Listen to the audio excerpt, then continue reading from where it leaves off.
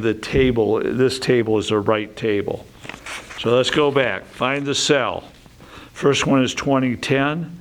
Second one is 2020. We want the second one. Put your finger on 16. Wander across till you hit 12. Looks like 2 by 6 at 12.5.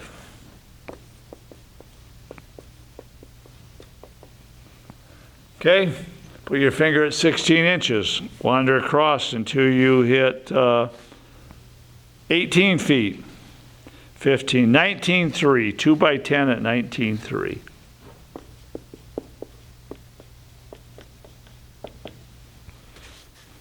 That's it. Okay? So the last part, you won't have to worry about plywoods, number of 511. You won't have to worry about that. You won't have to worry about glue lambs at 512. Fiber products, assembled wood products, none of that, trusses. So this is the last section. 5.9 is the last section in this particular unit. Now there are some things. Hopefully you realize that we use panel products a lot. The one I grew up with was plywood. Plywood has been displaced in most areas by OSB board. So you should know what OSB board is. Oriented strand board. It's long slivers of wood that are chips that are put together with a phenolic resin glue. If you drive around someday and you look at new houses being built, the sidewalls, the floors, the roof, substructure are all OSB board. Okay, it does have, and plywood is of course pieces of thin layers or plies of wood that are glued together. We don't use that. The problem with this plywood is when it rains on it, after a while it delaminates and you end up with ripples. People don't like that. So OSB board is a common one. Most common is half and 9 or 7/16, half-inch thick, 7/16 do walls, roofs. Floors are 3/4 inch typically. Okay, so it's a panel product. It comes 4 by 8 sheets. It has a tongue and groove. So for the floors it does, for the walls it doesn't. So if you see something, I want 3/4 inch OSB TNG. That says I want a piece of oriented strand board that's 3/4 inch thick and it has a tongue and a groove on it. Tongue goes into the groove and it keeps it from moving.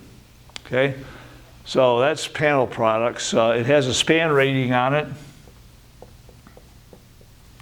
So if you see something on the back of plywood or OSB board that looks like a fraction, it's actually the span rating. The top one tells you how far it can span used on roofs. The bottom one tells you how far it can span used on floors. So if I picked that product out, I know if my joists were 16 inches apart, I could use it for floors. If they were up to 24 inches apart, I could use it for a sheathing on a roof or a wall. Other than that, we do have engineered products called JSIs, TJIs, I-joists, blobs of wood on the end of a web that's normally OSB board. Very, very common, very, very strong. Come in lengths. The lengths are limited by the transportation methodology. We use trucks a lot. If you've ever been next to a truck parked at a stop sign, looked at the trailer, typically it says 53 feet on it.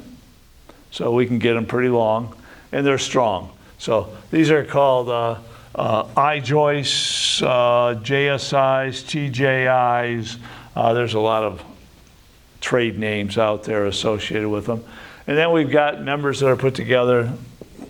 Our beams, our two common ones are LVLs and glue lambs. LVLs, laminated veneer lumber, little pieces of lumber that are stacked vertically. So if you look at the end, it looks like little pieces of wood, thin pieces glued together.